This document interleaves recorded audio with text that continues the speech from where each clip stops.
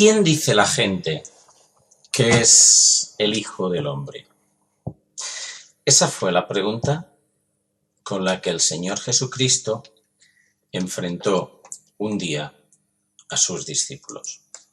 Vamos a leer lo que pasó en el Evangelio de San Mateo, capítulo 16, versículos 13 en adelante. Dice: cuando llegó Jesús a la región de Cesarea de Filipos, preguntó a sus discípulos diciendo: ¿quién dicen los hombres que es el Hijo del Hombre? Y ellos dijeron: unos Juan el Bautista, otros Elías, pero otros Jeremías o uno de los profetas. Él les dijo: ¿y vosotros? ¿Quién decís que soy yo? Respondiendo Simón Pedro dijo: tú eres el Cristo, el Hijo del Dios viviente. Y Jesús respondiendo le dijo: bienaventurado eres, Simón, hijo de Jonás, porque esto no te lo reveló carne ni sangre, sino mi Padre que está en los cielos. ¿A qué vino esa pregunta del Señor Jesucristo a sus discípulos? ¿De verdad Cristo estaba interesado en lo que la gente pudiera decir de Él, pensara de Él u opinara de Él? Bueno, vamos a ver qué es lo que realmente está pasando aquí. En los últimos versículos del capítulo 15 del Evangelio de Mateo, encontramos a Jesús que se fue, según leemos, junto al mar de Galilea y subió al monte. Cuando la gente se enteró que Jesús estaba allí, fueron a donde Él estaba y le trajeron, según leemos en ese mismo capítulo, le trajeron ciegos, cojos, mudos, lisiados, y la palabra de Dios resume al final diciendo: y otros muchos enfermos. Los pusieron a los pies de Jesús y leemos que Jesús sanó a esos enfermos.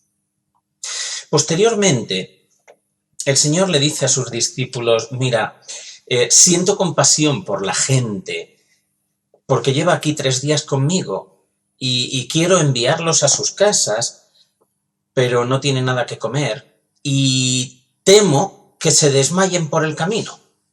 Y es entonces, en ese contexto, cuando Jesús hace el milagro de la alimentación de esas 4.000 personas, que en realidad eran muchos más, porque la palabra de Dios aclara que eran 4.000 varones y no contaron o no se contaban, como era típico de aquel entonces, ni a las mujeres ni a los niños. Pero si contamos que había 4.000 hombres más mujeres y niños, pues podemos calcular que la cantidad era muy superior. Y alimenta a todos esos con 7 panes y unos cuantos peces. A partir de ahí, el Señor se marcha y vuelve otra vez a Galilea. Pero fijaos, en esta historia encontramos a 3 grupos de personas que de una u otra manera son representativos de la situación actual. Por una parte, encontramos a los necesitados y a los curiosos. Los curiosos fueron tal vez con la intención de ver si se les hacía algún milagro, ver algo, ver algo espectacular, la curiosidad de ver qué era lo que podía pasar. Luego estaban los necesitados, aquellos que fueron y se acercaron a Jesús con la esperanza de que los sanara, personas que fueron a su encuentro ante una situación desesperada, para la que ellos no tenían ningún tipo de solución, y con el fin de ver si Él se apiadaría de ellos y los sacaría de su desesperación. Algo parecido a lo que hemos visto en estos días ante el problema del coronavirus. Supongo que todos habéis visto vídeos de gente de todo tipo, gobernantes incluso, que sorprende porque son gente que generalmente no quieren saber mucho de Dios, pero gobernantes, gente importante, en las calles orando y pidiéndole a Dios la sanidad, porque la gente se muere y se muere sin control. Muchos de ellos jamás se habían acercado a Dios, pero ante una situación tan desesperada y sin control, y donde los muertos son por cientos, por miles, se han acercado a Dios pidiendo misericordia. El segundo grupo está representado por fariseos y saduceos. Los fariseos era un grupo religioso extremo al que el Señor Jesucristo siempre los etiquetó de hipócritas, de ser unos falsos, de vivir más cara a la gente, a la apariencia, que a una realidad interna espiritual. Engreídos, orgullosos, vanagloriosos, falta de sinceridad. Los saduceos, se trataba de uno de los partidos religiosos judío que existió en los días de Cristo. En la realidad eran más políticos que religiosos. El partido estaba compuesto de los sacerdotes judíos aristócratas y siempre estaban dispuestos a venderse al mejor postor con tal de no perder sus privilegios. Ahora Jesús regresa a Galilea y estando en Galilea, estando allí, fueron los fariseos juntamente con los saduceos y estos le piden a Jesús que haga alguna señal del cielo, algún milagro. ¿Qué es lo que querían exactamente? Pues no lo sabemos muy bien. ¿Qué es lo que esperaban? No es algo que sepamos. Probablemente una señal especial, una señal de algún tipo. Aunque lo que sí está claro es lo que realmente ellos pretendían. Ellos lo que querían era, según leemos en el Evangelio, era poner a Cristo en evidencia. La intención que tenían los fariseos y los saduceos cuando le dijeron al Señor Jesús, haz algo que veamos quién eres tú, no era la de déjanos ver qué es lo que haces para así creer en ti, sino más bien el haz algo a ver si a partir de ese momento tenemos algo en lo que pillarte. Te podemos dejar en evidencia, te podemos dejar en entredicho o podemos de alguna manera manipularte. Por otra parte, hacía apenas nada que Jesús había sanado a cojos, a ciegos, a mudos, a tullidos y a otros muchos enfermos. Y luego le habían visto y probablemente incluso hasta participado de cómo con 7 panes y unos cuantos peces el Señor había alimentado a toda una multitud. Por lo tanto, el que en estos momentos le pidieran a Jesús una señal no tenía mucho sentido, aparte de su interés personal. Lo que sin duda alguna vemos en este grupo es una oposición, una negación irracional, voluntaria y contra toda lógica hacia la persona de Jesús por parte de los fariseos y los saduceos. Y si lo que ya habían visto no era suficiente, en realidad nada de lo que vieran lo sería. Así es que Jesús no tenía la más mínima intención de hacer nada para el divertimento del público.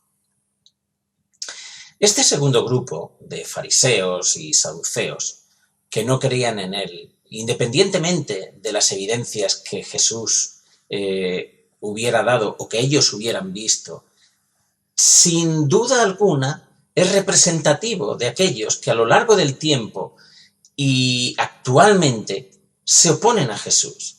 Gente que le niegan, incluso odian todo lo que él representa. Y pese a que manifiestan no creer en Jesucristo, no pierden la más mínima oportunidad para intentar, por todos los medios, ridiculizarlo.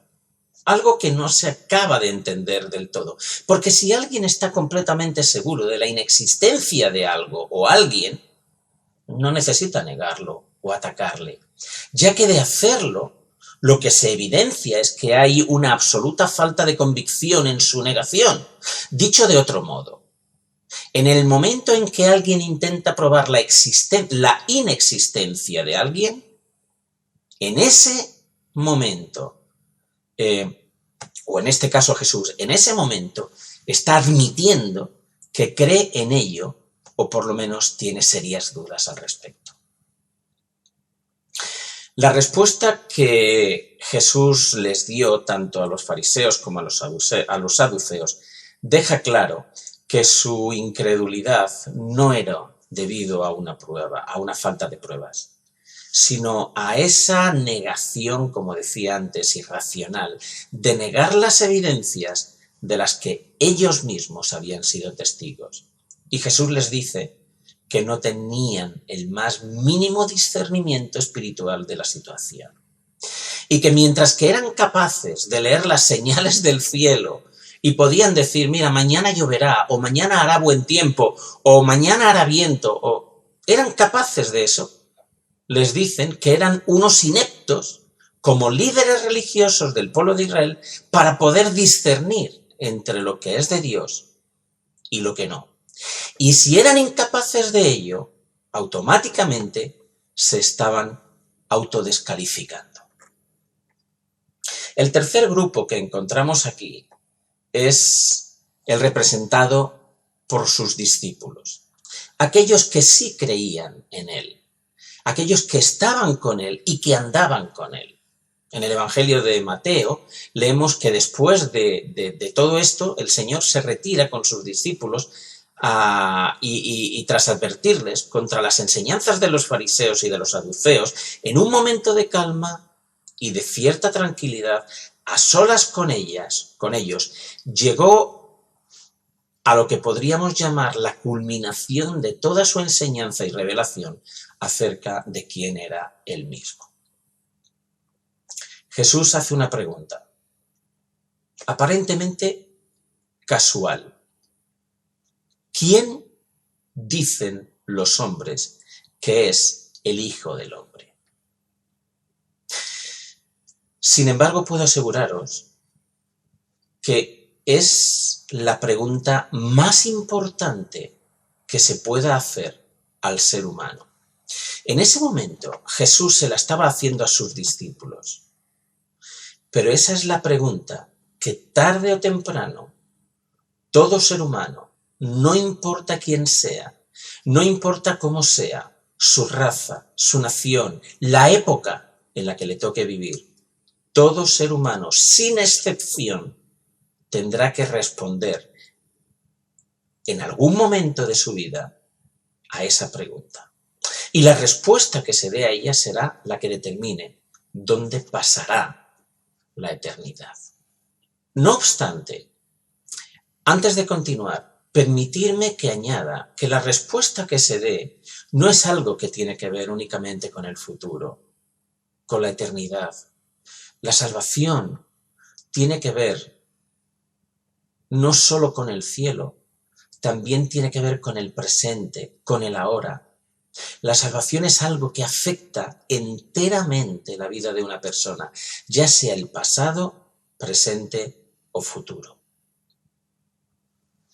Pero hay algo que llama la atención.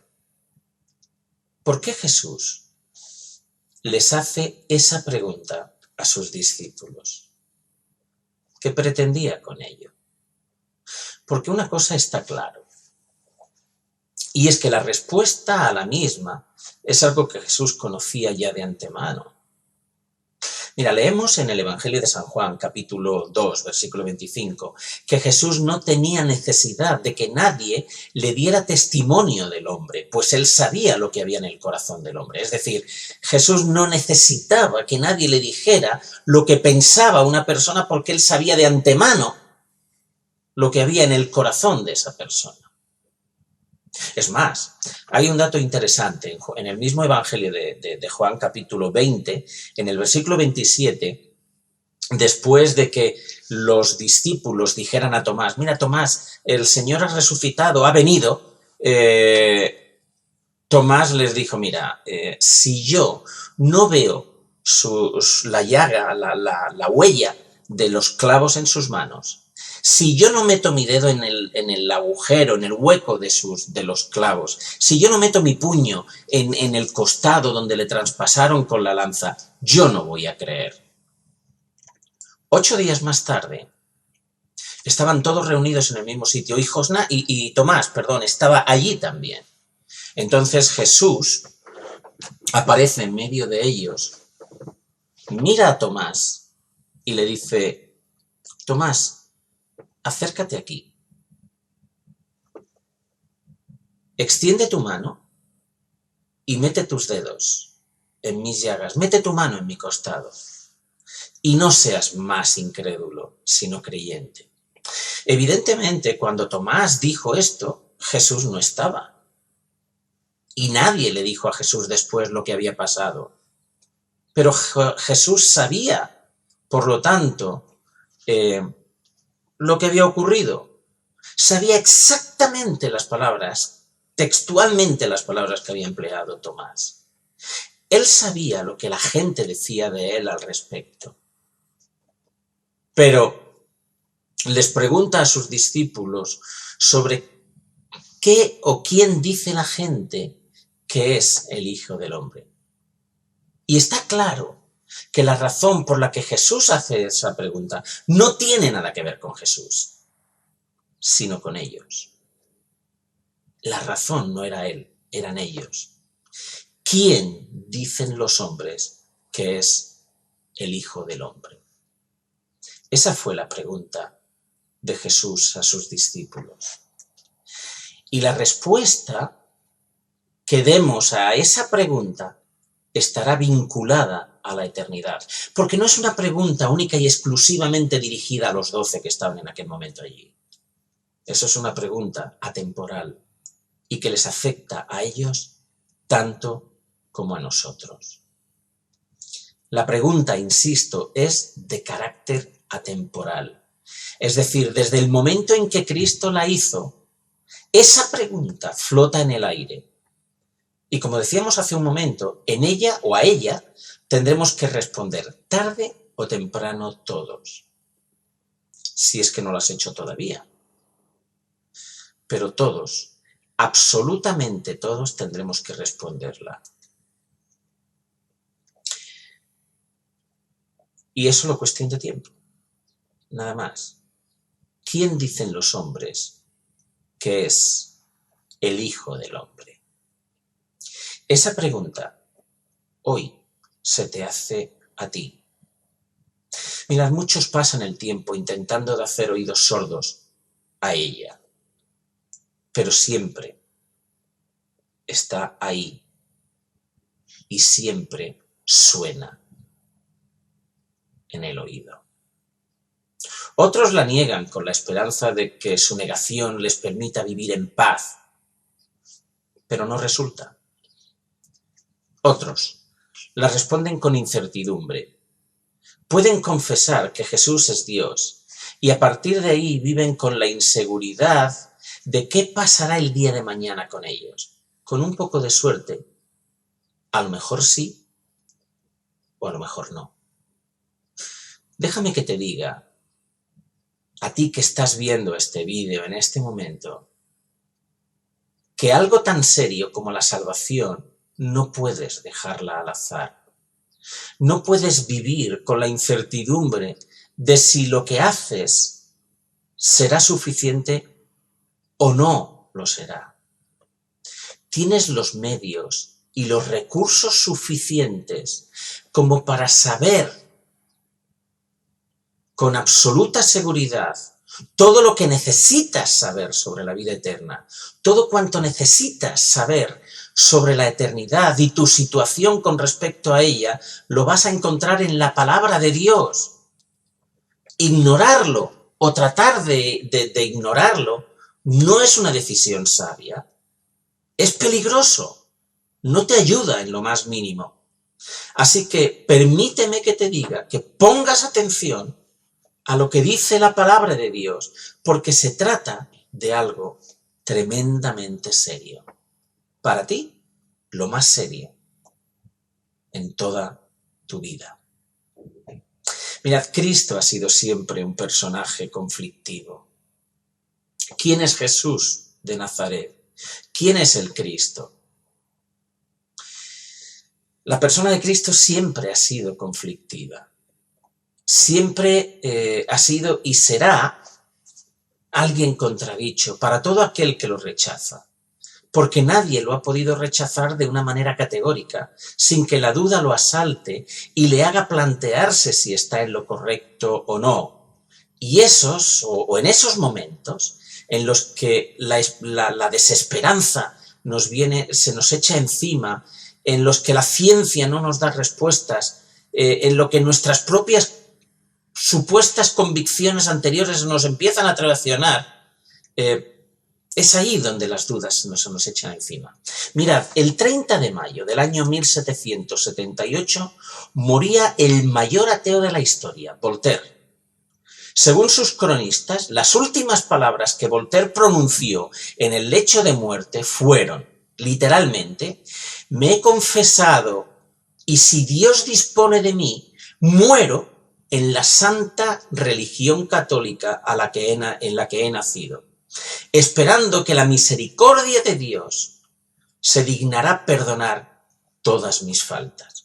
Alguien que se había pasado la vida negando a Dios y que ha quedado y ha pasado a la historia como el ateo más serio y anticlerical más serio de toda la historia del ser humano, cuando llega el fin de sus días, vuelve a su fe, vuelve a su convicción en la realidad de Dios y muere pidiéndole perdón a Dios por lo que había estado haciendo hasta ese momento. Todo ser humano, como dije antes, tendrá que dar respuesta a la pregunta de Cristo y tendrá que responderla delante de Dios. Si no lo has hecho ya, lo tendrás que hacer y decidir qué haces con el Señor Jesucristo.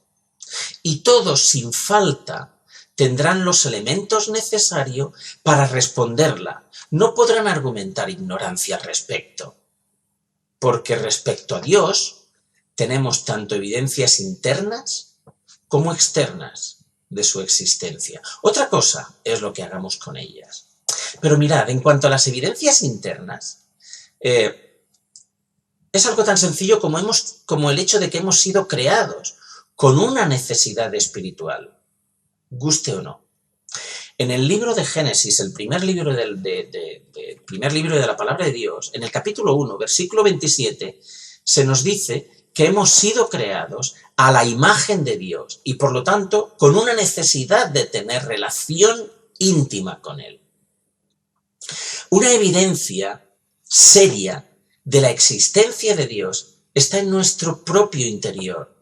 Desde el día de la caída del ser humano en el pecado, tras la ruptura de nuestra relación con Dios, nuestro Creador, desde ese mismo día todos buscamos lo que allí se perdió: restaurar nuestra relación con Dios.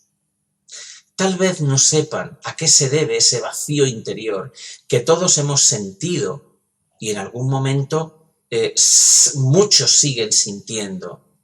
La inmensa mayoría, tal vez. Quizá no sepan o no sepas por qué lo tienes, pero está aún o está ahí y no lo puedes llenar, ya sea con las riquezas, con la popularidad, con el dinero o con cualquier otra cosa. Y la razón es Dios. Y es que Él no nos ha dejado sin testimonio. En cuanto a las evidencias externas, sencillamente, Dios no puede pasar inadvertido o desapercibido. Mira, cuando tú ves un reloj, no se nos ocurre argumentar que este es el fruto de la casualidad y que unos cuantos cientos de piezas casualmente se han ido colocando con una extrema precisión, dando forma al reloj. Cuando tú ves un reloj, lo atribuyes directamente al trabajo meticuloso de un relojero. Pero cuánto más complejo es el universo en su grandeza y magnificencia, o nuestro planeta, ambas cosas funcionando con una precisión y armonía impresionante, como unidad de conjunto tan perfecta que es imposible atribuírsela a la casualidad o al desorden creado por una explosión cósmica. En Romanos capítulo 1, versículo 18 en adelante, dice que el eterno poder y deidad de Dios se hacen claramente visibles desde la creación del mundo, de tal manera que el ser humano no tiene excusa. Es imposible negar de manera seria y fehaciente a Dios, sencillamente porque Él se ha autorrevelado, de tal manera que, pese al empeño que el hombre ponga en negarle, no hay manera de hacerlo con absoluta determinación. De no ser así, el ser humano tendría una razón para autojustificarse delante de Dios argumentando ignorancia en cuanto al tema. Pero eso no va a servir de acuerdo a lo que la palabra de Dios dice en la carta del apóstol Pablo a la iglesia de Roma que acabamos de leer. Y tal vez una cuestión interesante, llegado a ese punto, es preguntarse si el rechazo del supuesto ateo al negar a Dios responde a una convicción profunda o más bien al temor de encontrarse con él. De acuerdo a lo que dice la carta a los romanos que hemos mencionado, capítulo 1, versículos 18 al 23, es una negación a priori basada en la rebeldía, y la razón de la condenación del ser humano no es otra que esa. De acuerdo a lo que leemos Juan capítulo 3, versículo 19, se nos dice que esta es la condenación, que la luz vino al mundo y los hombres amaron más las tinieblas que la luz, porque sus obras eran malas. Dios puede ser visto a través de sus obras sin la menor duda. De la misma manera que yo veo un reloj y digo, existe alguien que lo ha hecho, un relojero. Yo veo un mundo, veo una creación, veo las maravillas de la naturaleza, y eso no se puede dejar al azar. Porque las cosas invisibles de Él, las cosas invisibles de Dios, dice el apóstol Pablo, su eterno poder y deidad se hacen claramente visibles desde la creación del mundo, siendo entendidas por medio de las cosas hechas, y añade, de modo que no tienen excusa. Y eso es una declaración bíblica, con todo lo que eso significa.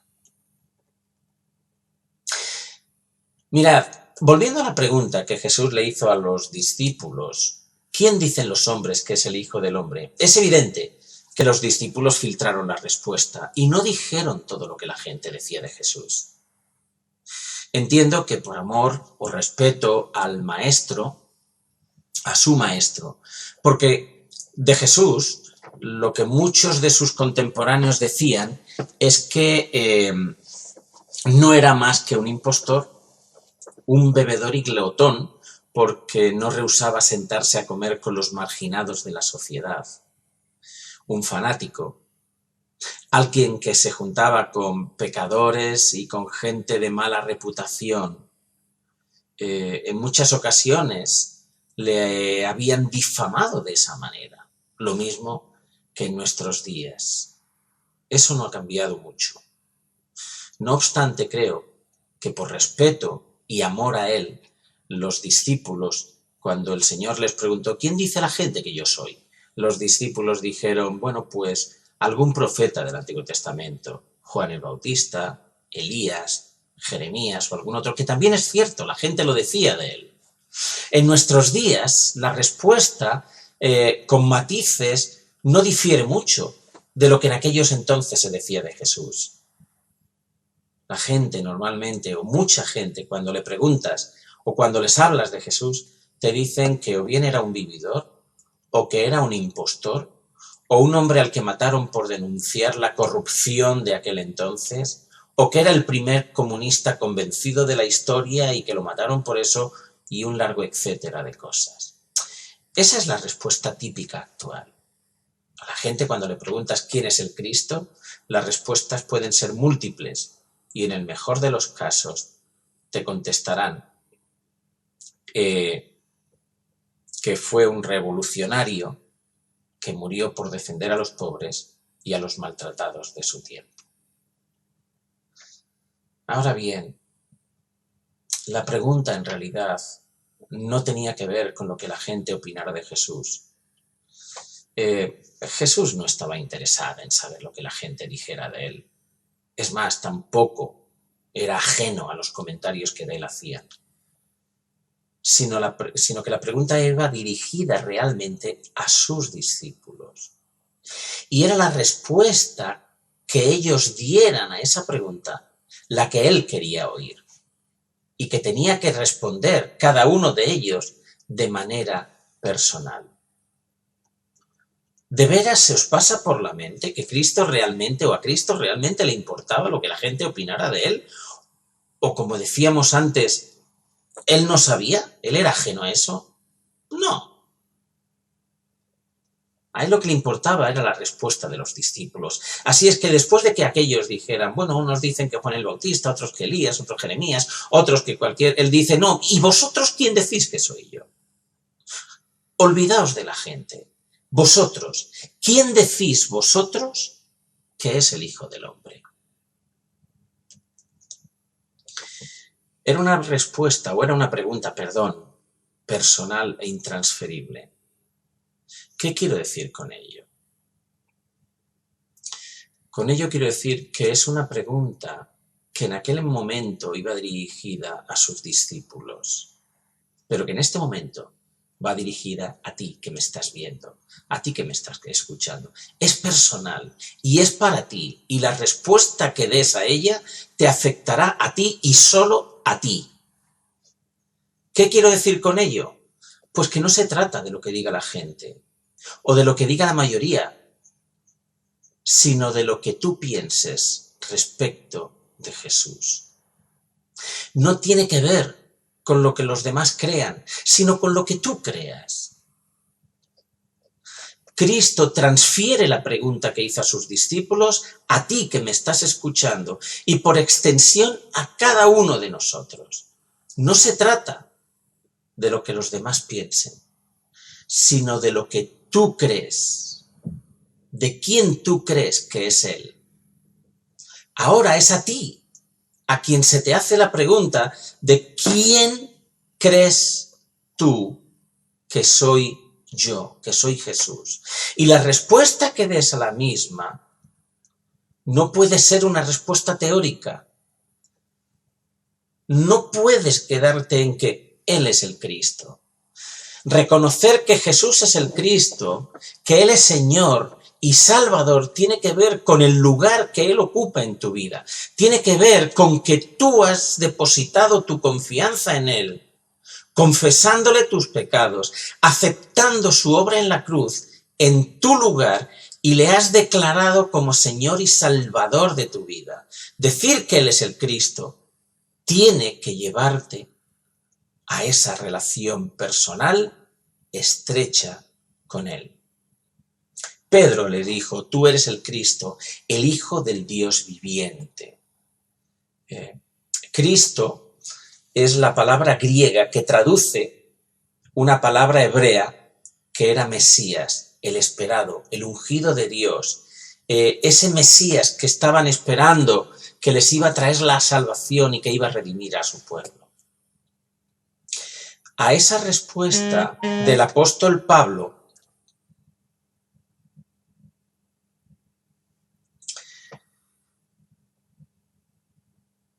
a esa respuesta del apóstol Pedro, Jesús le acompaña con una bienaventuranza. Bienaventurado eres, Simón, hijo de Jonás, porque esto no te lo ha revelado carne ni sangre, sino mi Padre que está en los cielos. Eso es algo revelado por el Padre. No se trata del esfuerzo personal, del fruto de tu investigación o de tu estudio personal. No tiene nada que ver con el intelecto o con tu cociente intelectual, ni de ninguna otra habilidad humana. Se trata de la gracia de Dios, mediante la cual Dios se autorrevela al ser humano y a quien Él quiere. Recordemos lo que la propia palabra de Dios dice al respecto. En la carta del apóstol Pablo a la iglesia de Corinto, en el capítulo 2, versículo 14 de la primera carta, Pablo dice que el hombre natural no percibe las cosas que son del Espíritu de Dios porque para él son locura, son una insensatez y no las puede entender porque se han de discernir espiritualmente. Se han de discernir según los criterios del Espíritu, es la palabra exacta. ¿Qué es lo que está diciendo ese versículo? Mirad, lo que la palabra de Dios nos está diciendo en ese punto concreto es que el conocimiento de Dios no depende del intelecto, de la preparación académica o teológica o de cualquier otra índole, fruto del ser humano. Solo por la gracia de Dios podemos llegar a Dios. Y gracias a Él que es así, porque de no serlo, el conocimiento de Dios estaría reservado solo a unos cuantos privilegiados, con una mente privilegiada o con recursos que otros muchos no tienen o tenemos, quedando excluidos de la posibilidad de conocerle a Él. Quedaría excluida la inmensa mayoría de la posibilidad de conocerle y por lo tanto estaríamos condenados. En segundo lugar, el conocimiento de Dios sería un terreno de especulación y patrimonio de unos cuantos, mientras que los demás estaríamos abandonados a que los privilegiados dijeran lo que quisieran decirnos acerca de Él. Y recuerdo que eso fue algo que ya ocurrió en el pasado y que fue una de las razones por las que Martín Lutero se opuso en el 1517 al clero y por lo que escribió sus 95 tesis, que fue lo que dio comienzo a la Reforma Protestante. El conocimiento de Dios solo se puede alcanzar mediante la revelación de Dios a través del Espíritu Santo. Por lo tanto, conocer a Dios es algo imposible, algo que le está velado al ser humano, a menos que sea Dios quien se lo revele. A menos que sea Dios quien se revele a sí mismo a ese ser humano. Las razones son sencillas y múltiples, pero permitidme que por amor al tiempo no entre en ello. Pero básicamente, de lo que se trata es de que conocer a Dios pertenece a un nivel de conciencia y de conocimiento que está muy por encima del humano. Y a menos que sea Dios quien lo dé, el ser humano es incapaz de llegar a ello, no tiene alternativa. El ser humano por sí mismo no puede llegar a conocer a Dios sin la intervención del Espíritu Santo. Razón por la que no es de extrañar que ante la incompetencia humana para conocer a Dios, mediante ese esfuerzo humano, se etiquete de lunáticos, de retrógrados o de absurdo todo o a todo aquel que lo haya alcanzado por la misericordia y gracia de Dios. Porque como hemos dicho, y como hemos visto en la carta del apóstol Pablo a la iglesia de Corinto, para la persona que no ha sido regenerada por el poder del Espíritu Santo, para esa persona, todo esto es pura locura. Por otra parte, la inteligencia humana solo ha servido para ensoberbecernos más y llegar a negar a Dios en base a nuestra propia soberbia.